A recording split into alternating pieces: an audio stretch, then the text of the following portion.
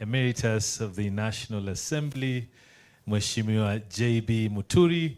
Let's now hear from him what inspired him to write this beautiful memoir that he's launching here today. Makofi kwake tafadhali, asante.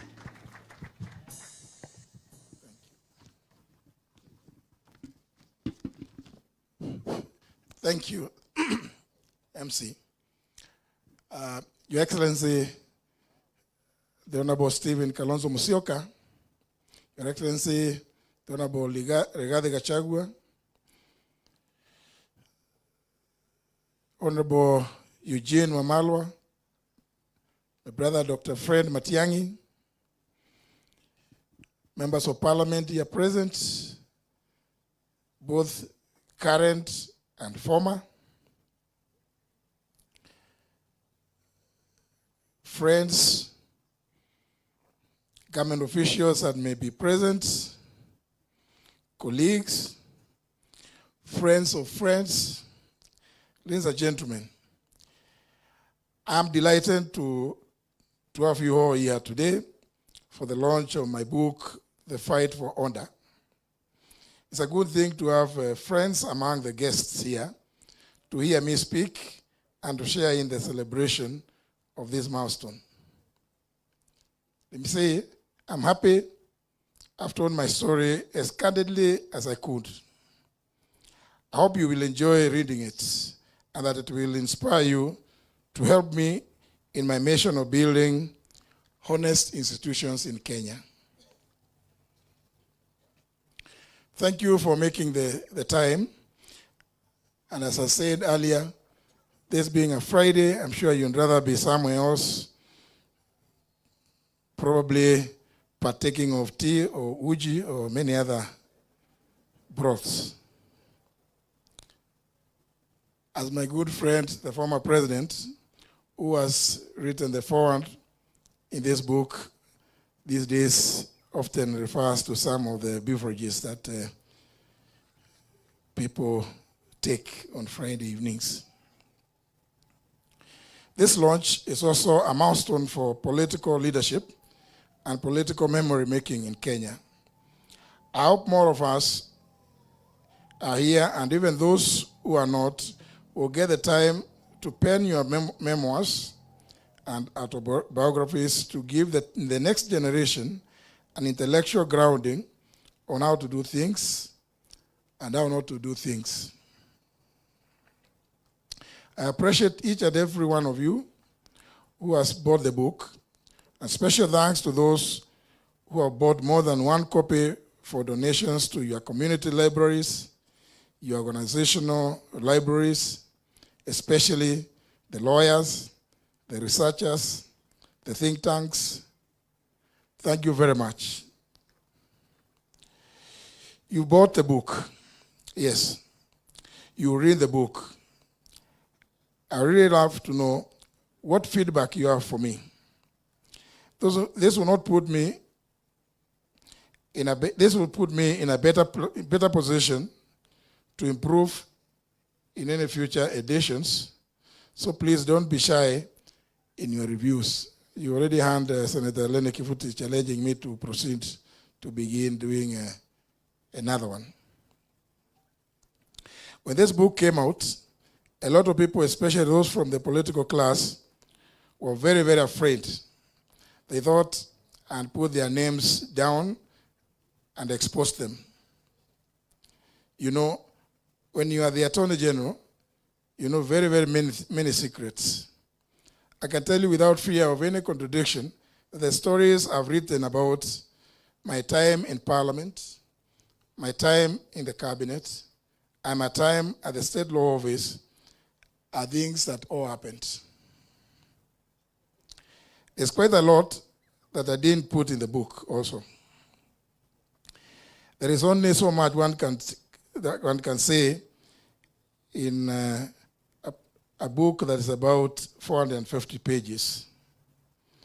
This book is really a moment of personal reflection about my time in these important offices. To my friends from campus, normally call ourselves the class of 81, I know you remember that day when we met in 2021 at my place. We sat, we broke bread, we ate some nyama choma, had a lot of uji and tea, and danced. And I also told you that I was writing a book, and you thought it was a joke. Here it is now. It's taken some time, and it's quite a lot of work turning rough thoughts into readable book that so far as the promise of being a good seller.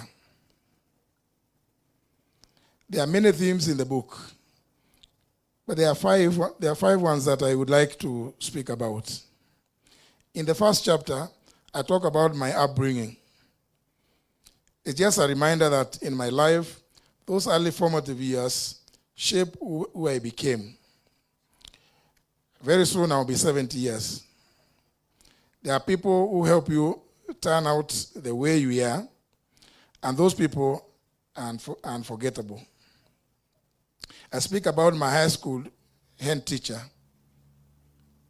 I speak also about my primary school teacher, one Mr. Lincoln Jeru, who taught us the power of handwriting and how to write well, how to write legibly.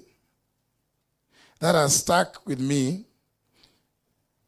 And although it's many years now, I may not claim to write as legibly as I used to do those years.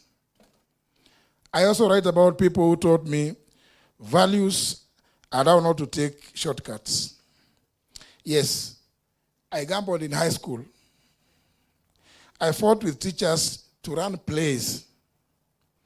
I was not a model student in that sense. And I think that is why I learned my lessons at Kangaroo School. Next, I tell the story of the university years.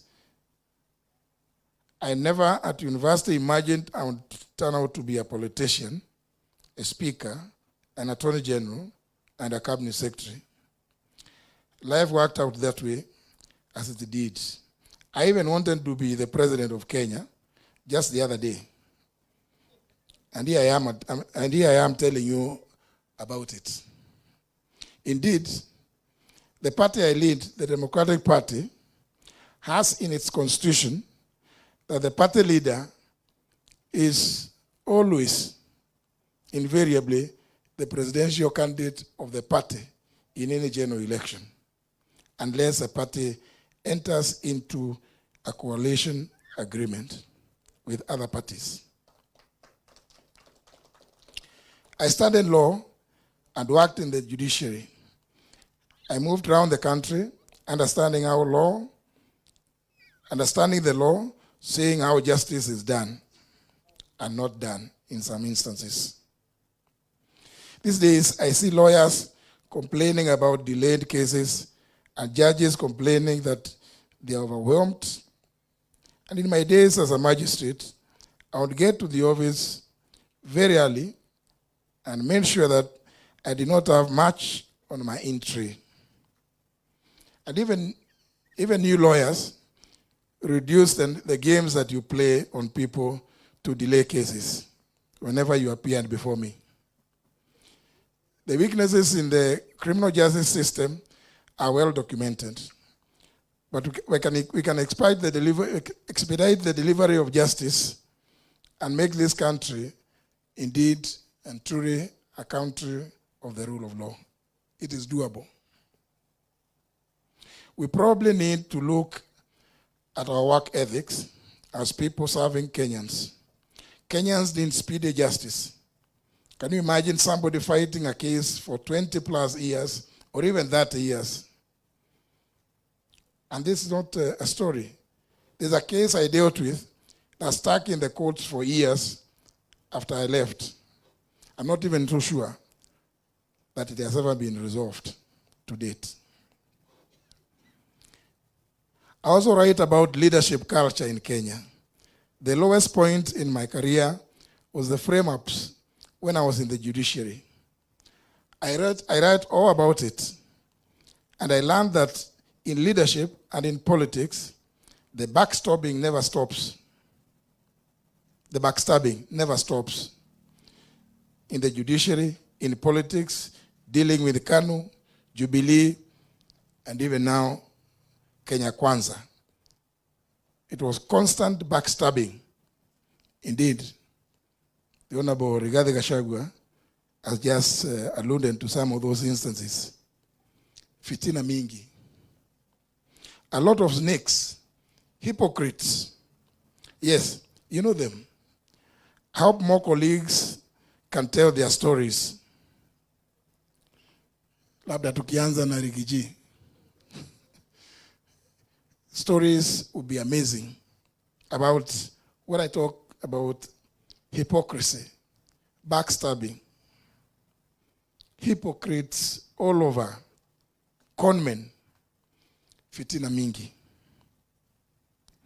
I also write about the legislature, the legislative politics, and the Parliament of Kenya. The Honorable Amin Abdallah alluded to this. As the first speaker under the 2010 Constitution, setting up all those structures, you learn a lot about change management. I write about what my friends in the media called the supremacy wars, the Senate versus the National Assembly. Some people think that the fights were personal. No. The issues we were fighting about, like the division of revenue laws, are still there. I say in the book, unless the Constitution is amended to better define the roles of the two houses with regard to the budget-making process, the fights will continue regardless of the many advisory opinions that may come from the Supreme Court.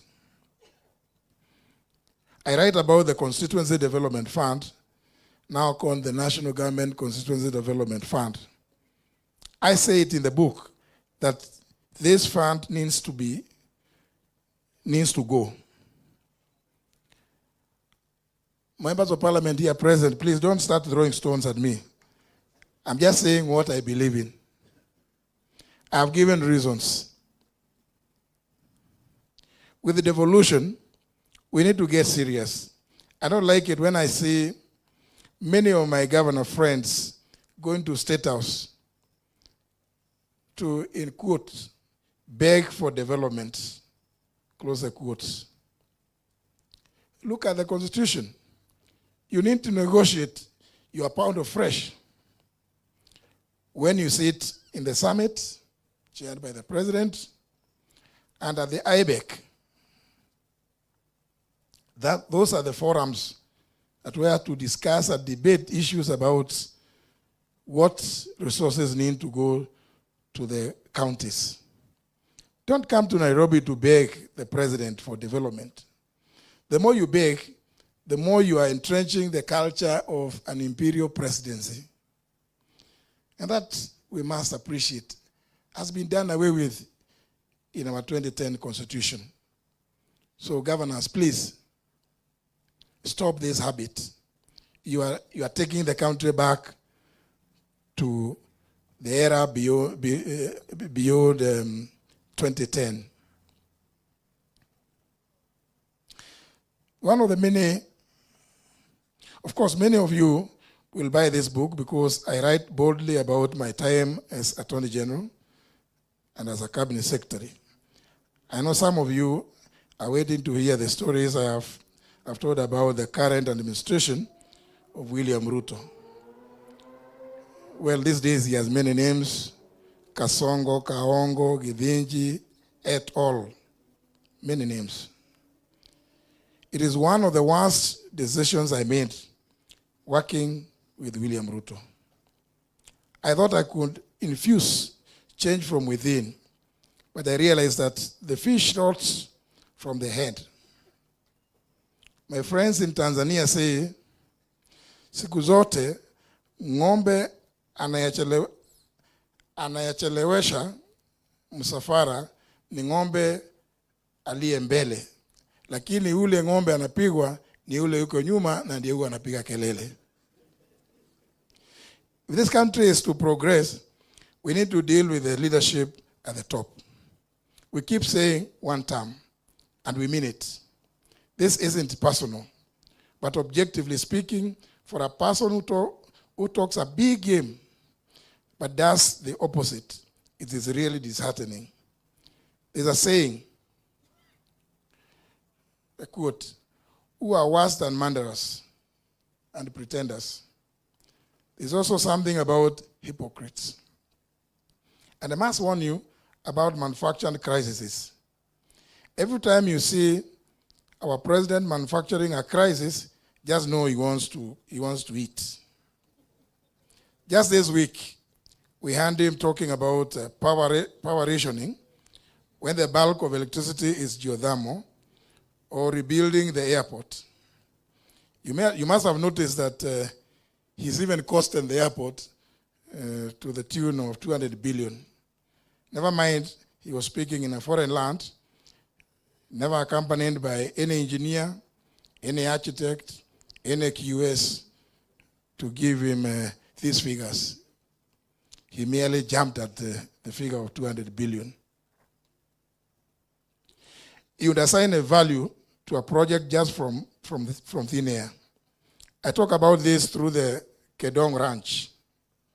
The Honorable Rigathi Gachagua has just alluded to it.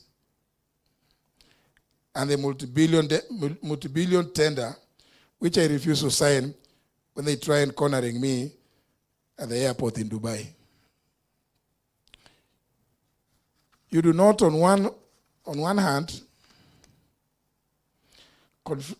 collect hundreds of billions of shillings and then make the government borrow its own money. And then you go to international fora and complain. Indeed, it reminds me of the remarks by many years ago by the late Fidel Castro, who was saying that history will absorb me. There are also moments when he manifestly flouted the law, and I told him as much. The English say, you cannot lie down with dogs and not come up with fleas. I just want to say that might be true because I have my scars. And lastly, I have to alert you to the rule of law, the human rights abuses, the extrajudicial killings, abductions, and all that. You do not import mercenaries to conduct human rights abuses in your country, or subcontract reprisals to foreign countries, or gaslight your own people for calling you out. You do not run an abduction squad in your own country. These are things we need to deal with. Finally, I explore my drama, my dreams. What future do we want? What future do you want for your children? Do you want to see them despondent, being killed in the streets, being abducted in broad daylight, being gaslit for fighting for their rights? When I worked with this government, I thought we were issue-based. But now, tribalism and corruption is on the up. I believe in the rule of law and a government that has respect and treats Kenyans with dignity. If I keep talking, I'll be reading the book for you. I don't want to spoil it for you. Read it. Make up your own mind about the book, the content, and about me. And then decide what you can do about it. I hope you come to the conclusion which my good friend, Honorable Wamalwa, has said, one term.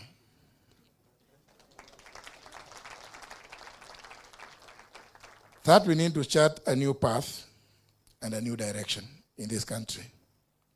You read it, enjoy it, and I hope you buy some copies for your other friends and also for libraries in your locations.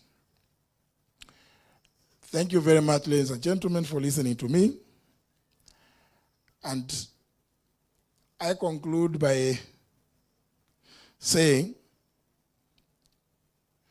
that I am extremely happy that our good friends from the Frederick Newman Foundation, Judy Kaberia, is also with us. I know at the foundation they do a lot of governance issues, just like several other foundations do. Thank you, Judy, for standing with us. Ladies and gentlemen,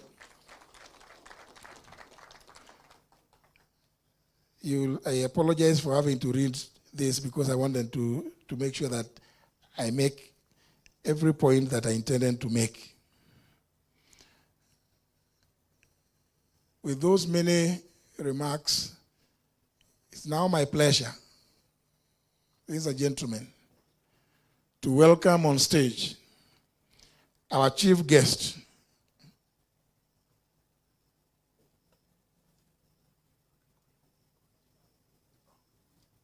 sorry, I'm also told that my very good friend, other very good friends as well, have arrived. The Honorable James Gakuya, the member for Embakasi North. Karibu sana, my brother. And my young son, the Honorable Getonga Mokonji, the member of parliament for Manyata in Embu. Huyu ni kijana yangu. Thank you very much, Mokonji, for gracing this occasion. Asante sana. And I hope I have not forgotten to recognize, is that Judy? And also somebody I work with at the People's Restorative Justice Commission, Professor Friend Ogola. He just arrived from the US where he took his presidential campaigns. Karibu sana, Professor. Thank you. I know you just arrived this afternoon. Also, let me recognize the presence of Judy Sijeni, Ambassador. Wakili Eunice Lumalas. And I hope I've been able to recognize each and every other. But anyhow, my good friend Olekenta is here. Wacha tusikize our chief guest, His Excellency Dr. Stephen Kalonzo wa Musyoka is our chief guest at this launch. You will make the final remarks.